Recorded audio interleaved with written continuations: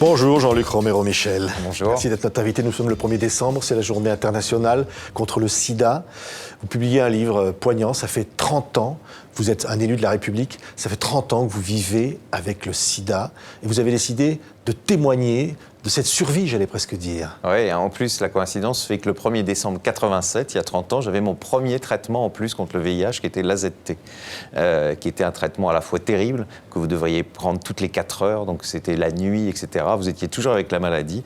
Et oui, je pense que c'est important aussi de témoigner, parce qu'il n'y a jamais autant de personnes qui vivent avec le VIH. Et paradoxalement, vous voyez, 30 ans après, cette maladie, elle est totalement invisible. Et dans les années 80-90, on était dans la compassion vis-à-vis des malades, quand même si on les montrait du doigt. Aujourd'hui, on est quand même dans la culpabilisation. Et donc, c'est vrai que c'est important de témoigner, puis c'est important de montrer que derrière le mot sida, c'est des hommes, des femmes. Oui, et ce livre, donc, vous l'avez intitulé « Survivant », presque en 2 mots. Ouais.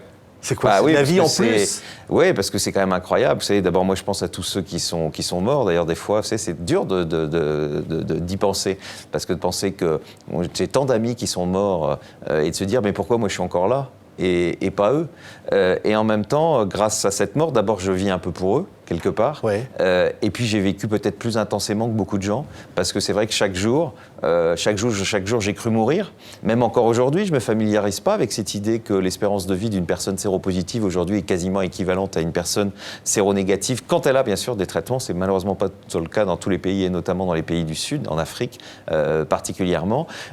Et c'est dur de s'habituer à cette idée qu'on va survivre. Et en même temps, oui, j'ai peut-être mieux vécu ma vie, j'ai peut-être fait plus attention aux gens que j'aime, parce que je pensais que voilà, chaque jour était peut-être le dernier. Oui, il y a des mots. Évidemment, on pense à Hubert. Ouais, Hubert, c'est ma grande histoire, c'est ma première histoire d'amour, et il est mort 1 an avant l'arrivée de ces thérapies qui ont été quand même un peu miraculeuses. Et je vous dis, c'est vraiment terrible. Vous savez, moi, j'ai entre 20 ans, 35 ans, j'ai vu mourir pratiquement tous mes amis. D'ailleurs, à part un, j'ai plus d'amis de ma génération. J'ai sauté d'une génération, j'ai des gens plus jeunes, parce que tous mes amis sont morts. Et c'est quand même terrible de s'imaginer aujourd'hui, en 2007, parce que c'est quand même un peu des racines qui ont été coupées. Moi, je suis arrivé à Paris pour assumer ce que j'étais, pour assumer mon homosexualité. J'ai plein d'amis, je connais plein de gens, c'était formidable. Et puis, tous ces gens, ils sont morts en quelques années. Oui, vous dites dans ce livre, 40 millions de personnes sont mortes du sida depuis que la pandémie est arrivée. C'est l'équivalent de toute la population française en 1950.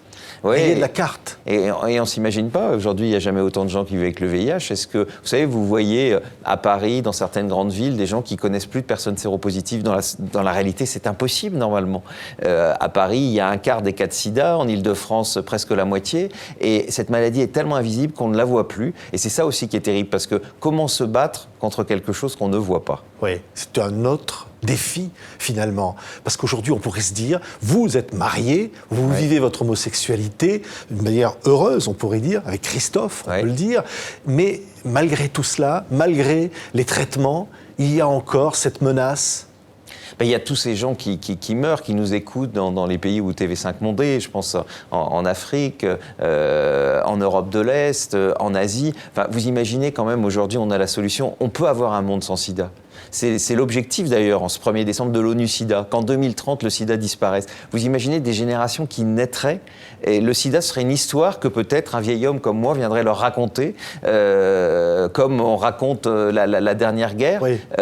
Malheureusement, aujourd'hui, on n'a pas encore les moyens, ce qui fait qu'aujourd'hui, il y a des milliers de personnes qui meurent dans cette journée, certainement entre 2500 et 3000, qui vont mourir, alors que ces gens-là, ces morts-là, on aurait pu les éviter. Et vous imaginez encore, quand je vous parlais de culpabilité qu'on peut avoir quand on vit avec ce virus par rapport à ceux qui sont morts, mais aussi par rapport... Moi, j'ai la chance d'avoir des traitements. Je suis dans un pays où on accède à tous les traitements. Et de penser que dans certains pays, on laisse mourir les gens, et parfois même à quelques heures d'ici, puisqu'en Russie, notamment les usagers de drogue, on les laisse parfois mourir comme des bêtes.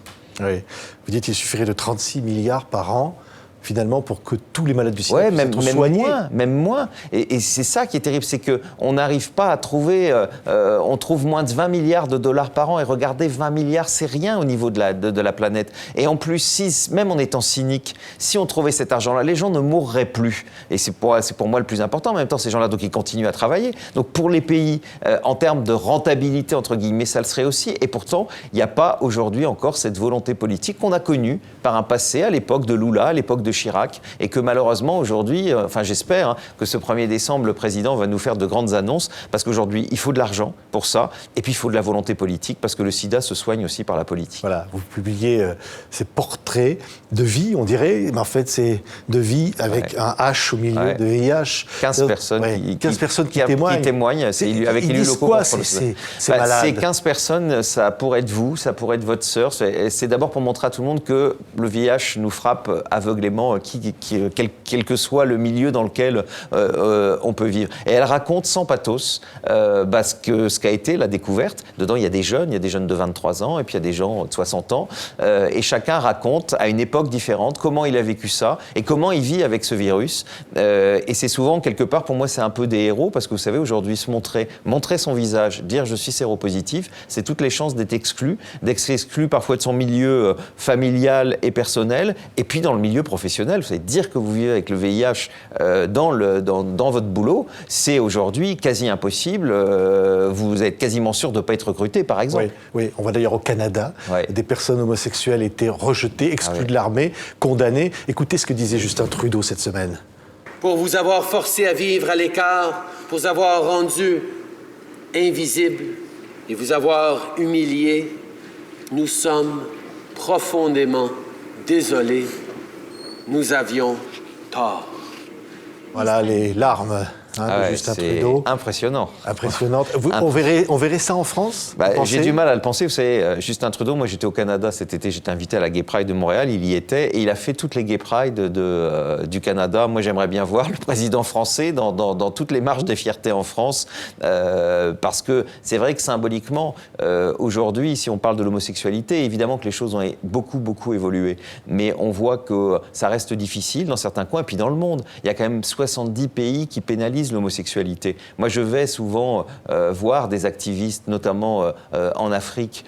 Ils sont courageux. En Tunisie, mais Shams, par exemple, le travail que fait cette association, avec des risques terribles. L'ancien président a dû fuir son pays, sa vie était en danger. Et donc, c'est fantastique de voir quand même qu'un des dirigeants du monde, très respecté comme Justin Trudeau, s'excuse de ces persécutions qu'ont subies les homosexuels. Et ce serait peut-être bien aussi que, oui, nos gouvernements s'inspirent un peu de tout ça. Oui, c'est quand même un message d'espoir aujourd'hui, ce 1er décembre.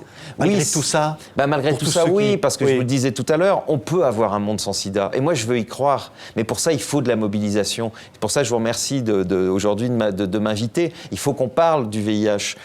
Il faut qu'on fasse comprendre aux gens que cet espoir, il est là. Il est à portée de main. Et pour ça, il faut que la société civile, elle fasse pression sur les dirigeants.